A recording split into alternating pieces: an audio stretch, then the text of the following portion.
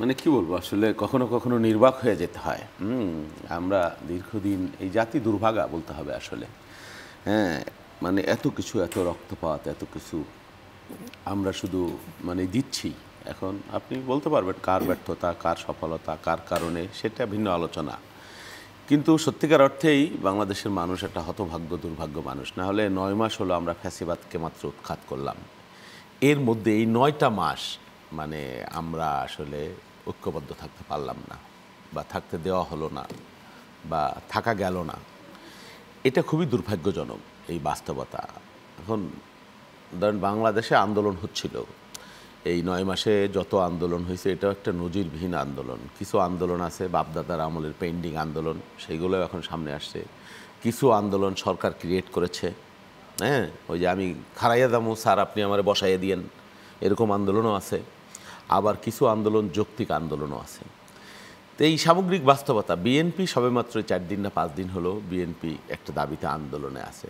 এই পর্যন্ত বিএনপি এমন কোনো আন্দোলন করেনি, সরকারের বিরুদ্ধে কোনো কিছুই বলেনি, বা এই আন্দোলনটাও গোটা সরকারের বিরুদ্ধে একটা আন্দোলন না, কিন্তু সরকারের একটা অংশ। এটা কি সেই পেন্ডিং আন্দোলনের একটা, আপনি যে বলেন পেন্ডিং না, এটা তো ক্রিয়েট করা আন্দোলন।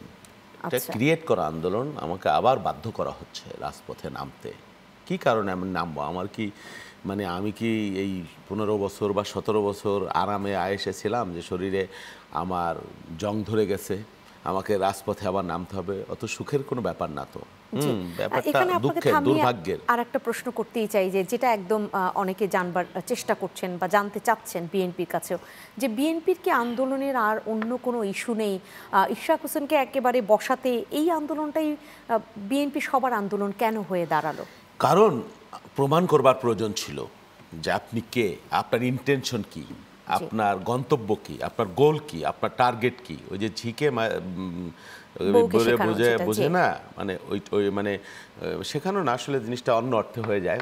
মানে আপনার মুখোশটা উন্মোচন করবার প্রয়োজন ছিল, যে আপনি কতটুকু সাধু, আপনি কতটুকু সন্ন্যাসী, আপনি কতটুকু নির্মোহ, আপনি কতটুকু নির্লোভ, বা আপনার উদ্দেশ্য কি, সেটা বোঝানোর একটা প্রয়োজন এই আন্দোলন।